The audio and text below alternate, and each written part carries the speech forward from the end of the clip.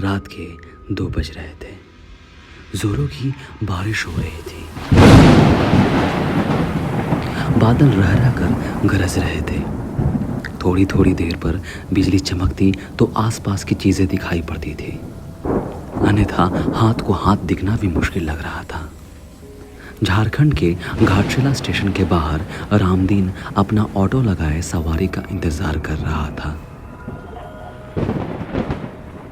इस मौसम में सवारी मिलने की उम्मीद कम ही थी, फिर भी हो सकता था कुछ देर बाद आने वाली ट्रेन से कोई सवारी आ जाए। करीब 1 घंटे बाद ट्रेन आई। थोड़ी देर बाद बिजली चमकने पर एक 18 से 19 वर्ष की मॉडर्न सी लड़की कंधे पर एक बैग लटकाए बाहर निकलती दिखी। वह सीधे उसके ऑटो के पास पहुंची और मुसावनी चलने को कहा।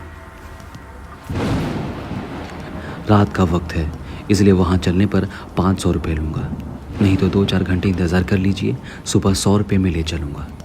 लड़की बोली, अभी 200 रुपये रखो, बाकी वहाँ पहुँच कर दूँगी, और ऑटो पे बैठ गई। रामदीन ने ऑटो बढ़ा दिया। करीब आधा घंटे बाद वह गंतव्य तक पहुँचा।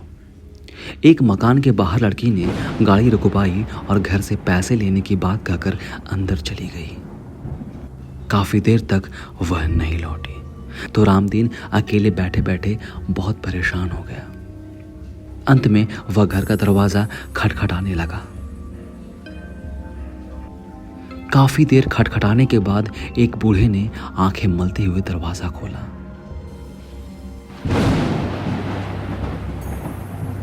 उसने पूछा, कौन हो तुम और इतने रात को किस लिए आए हो?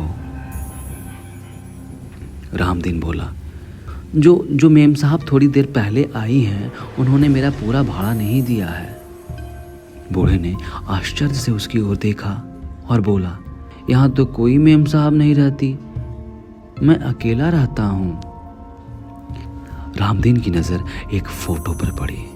उसने कहा, यही मेम साहब तो आई थी, उन्हें स्टेशन से लेकर आया हूँ। बूढ़े ने उसे आश्चर्य से देखा, फिर बोला, इस लड़की को मरे 8 साल हो गए। देखो फोटो पर माला डाला हुआ है, ये मेरी पोती थी, ये कैसे आ सकती है? रामदीन के होश उड़ गए। वह चुपचाप अपने ऑटो के पास पहुंच गया, लेकिन जैसे ही वो ऑटो के पास पहुंचा, उसने देखा कि सीट पर 100 के 3 नोट रखे थे। उसने जल्दी से सारे नोट अपनी जेब में रखा और वहां से बेतहाशा भागा। उस दिन से उसने रात में कभी ऑटो नहीं चलाई। उस दिन से उसने रात में ऑटो चलाना